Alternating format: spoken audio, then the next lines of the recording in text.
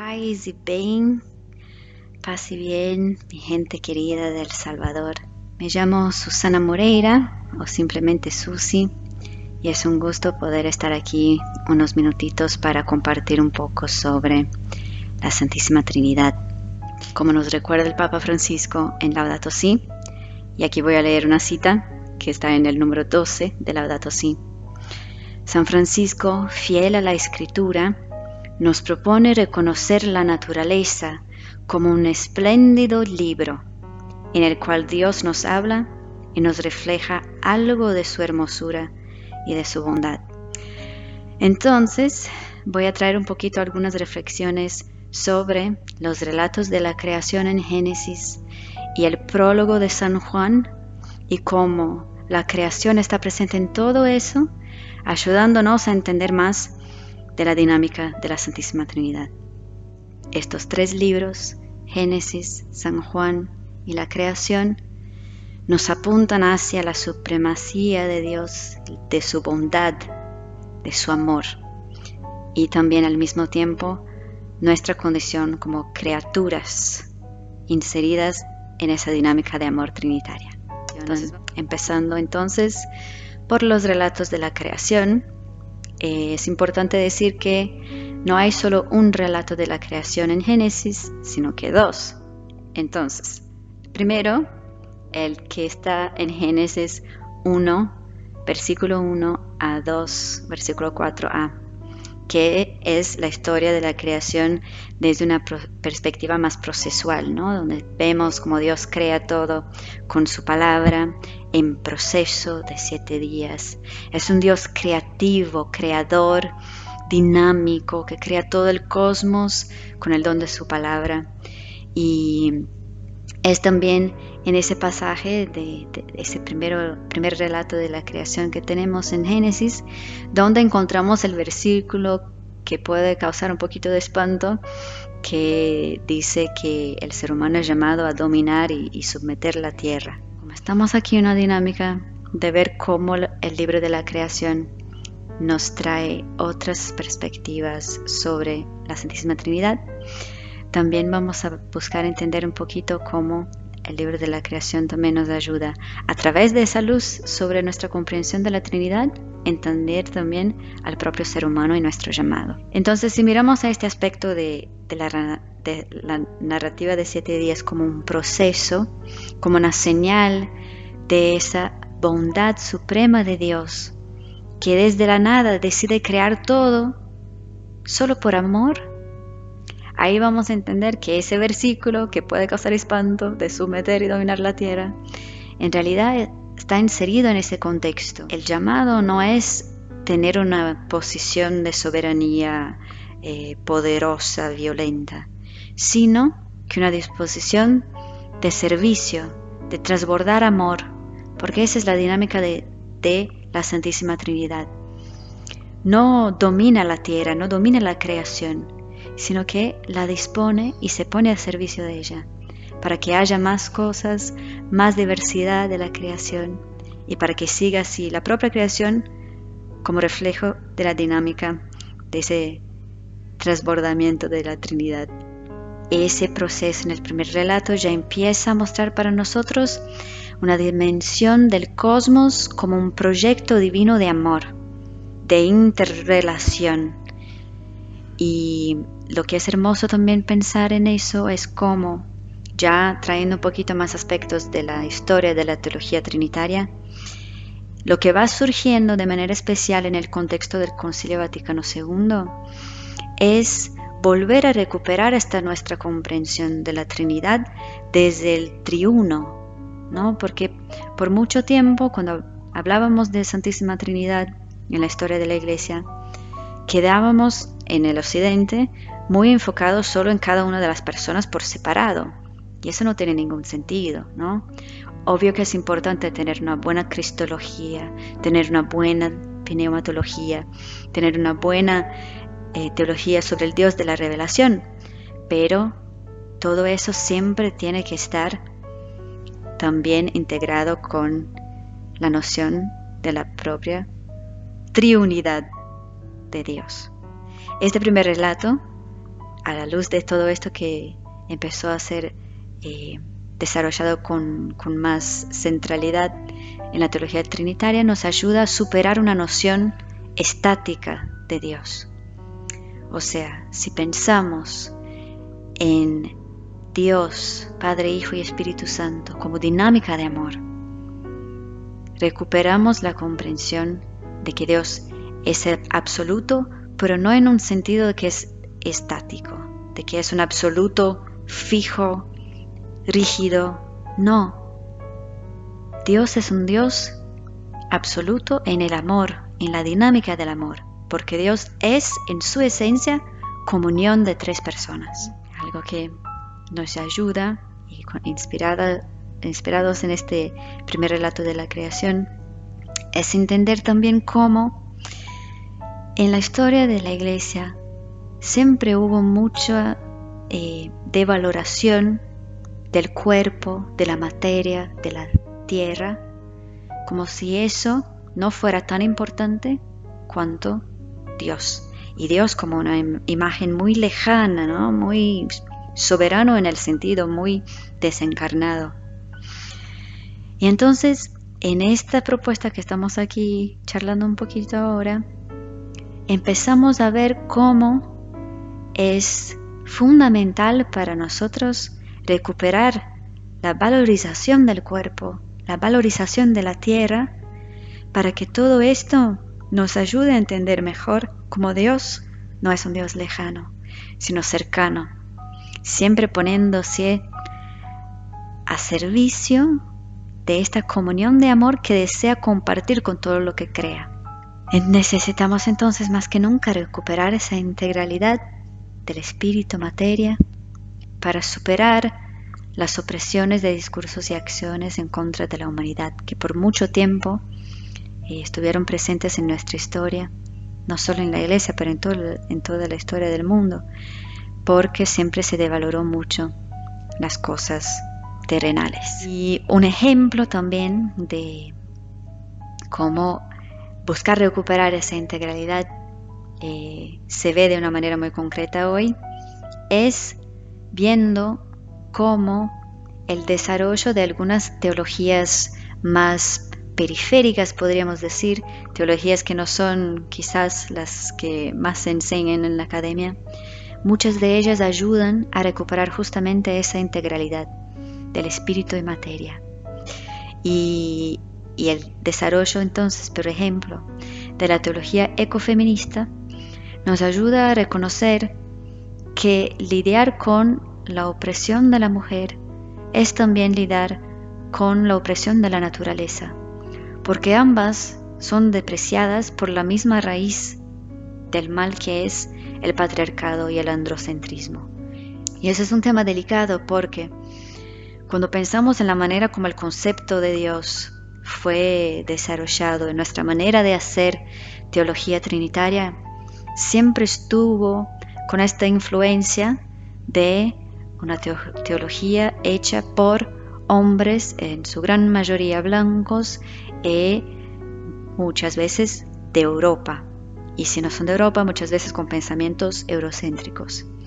Eso es muy complejo, porque entonces, si Dios se revela a través del libro de la creación, y somos una creación donde mitad de la humanidad es mujer, hay algo que falta en nuestra teología trinitaria, porque todos los aspectos femeninos de Dios quedan olvidados, y toda la hermosura que es esa relación de lo femenino con la tierra también se queda olvidado y de lado, mientras que todo eso tiene algo para decirnos sobre Dios también. Esta conexión de los ciclos femeninos con el ciclo de la naturaleza nos hablan también algo sobre el misterio de Dios. Es un Dios dinámico, de ciclos de amor, de conexión, de interdependencia, de don de dar vida, ¿no? Que sangra con frecuencia, pero como señal de la fuerza vital de la vida.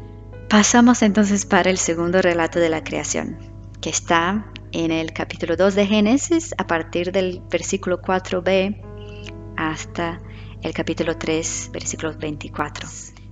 el relato donde vemos una visión más micro de la creación. O sea, el primer relato tiene una visión macro porque es como el proceso de 7 días de todo el cosmos, ¿no? En donde al final se crea al ser humano. Pero este segundo relato es donde Dios tiene características muy humanas, ¿no? Es el que agarra el barro, crea el ser humano, es el jardinero que crea todo el bosque, todas las plantas, los animales para estar junto de este Adam, el término en hebreo que significa humanidad.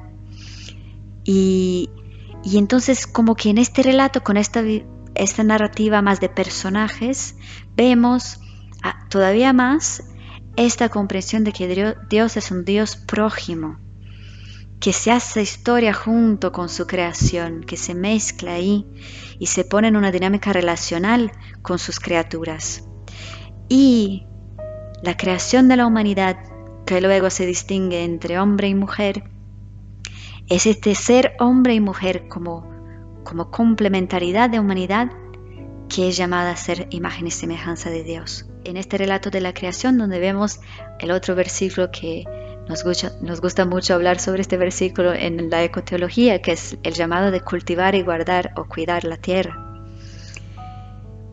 Entonces este segundo relato nos ayuda a ir todavía más allá con lo que el primer relato nos propone, entendiendo cómo en esta comprensión de que todo el universo es don de Dios, porque es también su revelación, vemos que esta dimensión de comunión, si creemos que es comunión de Padre, Hijo y Espíritu Santo, esto implica que desde el principio, en el más íntimo de toda criatura, de cada personaje de la narrativa de la creación, tiene inscrito en su esencia esa misma dinámica de comunión. A esto somos llamados, a vivir la dinámica del amor de Dios.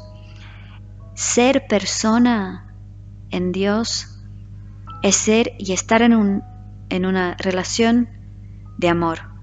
El Padre con el Hijo con el Espíritu con el Padre, todos ahí en esa mezcla hermosa. Y entonces si somos creados a imagen y semejanza de ese Dios que es relación y que se hace como muy humano, tomando de los elementos de la propia tierra para crear al ser humano, nosotros somos llamados a co-crear en esa dinámica de amor. Estar en comunión, que empezamos a entrar ya haciendo el puente con el prólogo de Juan. Que si Dios es esta comunión de amor, cada persona con su particularidad, pero siempre una sola esencia que es Dios, hablar de la creación es también hablar de la salvación. Porque creemos en el Padre que es creador. Si el Padre es creador, siendo un Dios absoluto, dinámico, entonces la creación siempre está sucediendo porque Dios siempre es creador, siempre está creando. Si creemos que el Hijo es el Redentor, en esta dinámica de un absoluto que es dinámico, entonces siempre está redimiendo. La redención es también absoluta y dinámica. Nos salvó de una sola vez por todas en la cruz con la resurrección, pero nunca deja de ser el que salva y redime todas las cosas y todo el cosmos. Y si creemos que el Dios Espíritu es el Espíritu que nos une, siempre nos une en esta comprensión de un Dios dinámico que de la nada decide crear todo simplemente por amor y para el amor. La creación es un acto constante de la redención para la unión en el amor. Vamos a ir directamente para el prólogo de Juan. Y aquí yo cito otra vez a Papa Francisco en la Laudato Si, donde en el número 99 nos dice que para la comprensión cristiana de la realidad, el destino de toda la creación pasa por el misterio de Cristo, que está presente desde el origen de todas las cosas. todo fue creado por Él y para Él. Eso es Colosenses. Y el prólogo del Evangelio de Juan muestra la actividad creadora de Cristo como palabra divina, el Logos. Pero este prólogo sorprende por su afirmación de que esta palabra se hizo carne. Una persona de la Trinidad se insertó en el cosmos creado, corriendo su suerte con Él hasta la cruz. Desde el inicio del mundo, pero de modo peculiar a partir de la encarnación, el misterio de Cristo opera de manera oculta en el conjunto de la realidad natural, sin por ello afectar su autonomía. Dios, ese Dios supremo y absoluto, se hizo totalmente indecente al hacerse carne, cuerpo, se hizo verbo.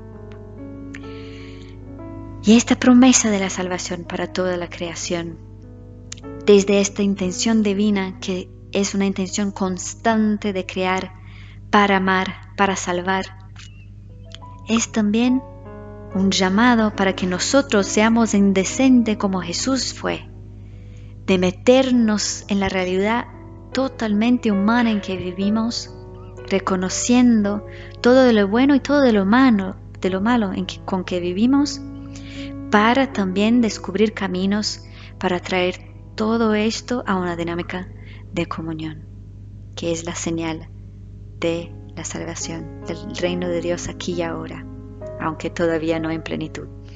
Dios es indecente porque se hace cuerpo, come, bebe, siente, toca y vive de la tierra, y a partir de los elementos de la tierra revela el reino de Dios. Las parábolas que usa, la manera como su revelación como Hijo de Dios va sucediendo, siempre es a través de los elementos de la tierra, no a través de los símbolos de las semillas, de las frutas, de las plantas, en los momentos más importantes junto al agua, a la montaña, al desierto.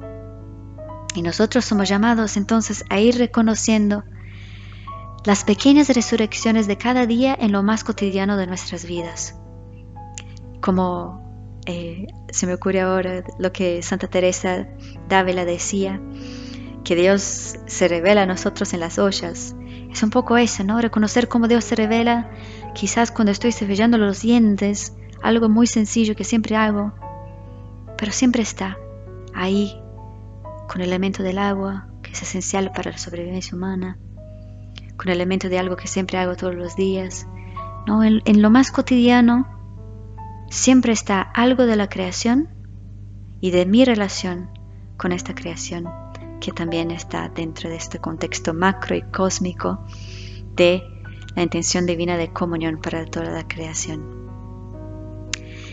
Y es más, si el Hijo de Dios, en plena comunión con el Padre y el Espíritu, se hizo cuerpo, entonces el cuerpo es capaz de contener el Espíritu de Cristo, aunque sea de forma limitada. El cuerpo, en esta comprensión, es también espíritu, pues Cristo se hizo cuerpo. El cuerpo es capaz de construir el reino de Dios, el reino de amor, justicia, aquí y ahora. Y la manera como Dios se hace carne es parcial.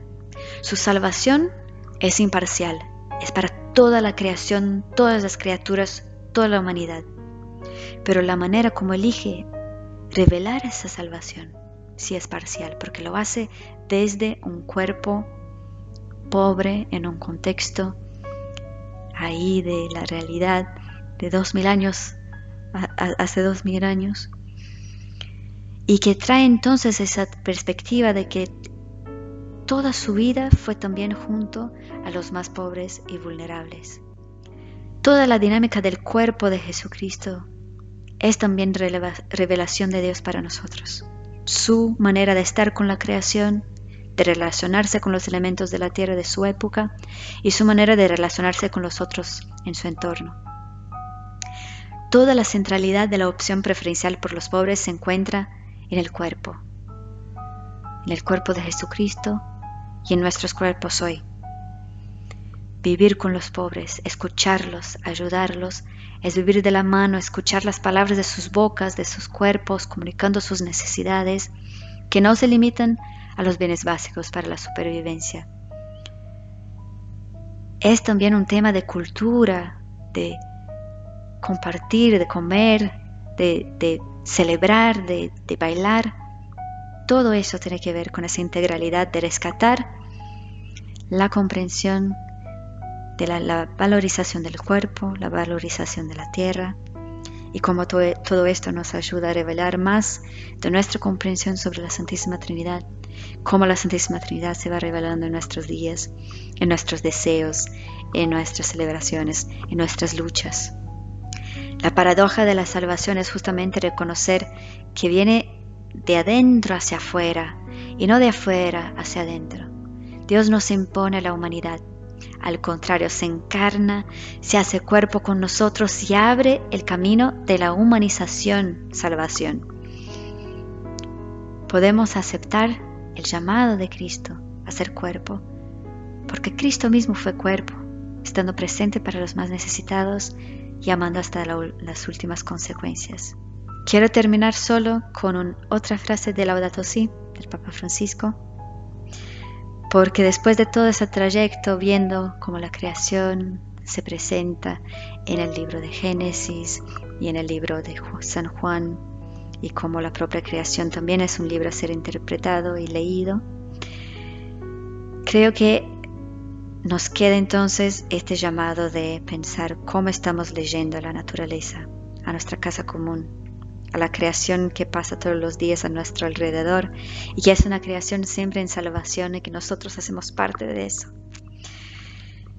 Entonces, como provocación, voy a leer esta última cita de Papa Francisco en Laudato Si, del número 97, para que pensemos en cómo nosotros estamos contemplando esta casa común en nuestro cotidiano. El Señor podía invitar a otros a estar atentos a la belleza que hay en el mundo, porque Él mismo estaba en contacto permanente con la naturaleza y le prestaba una atención llena de cariño y asombro. Les abrazo y gracias por esta oportunidad de compartir un poquito. Pase bien.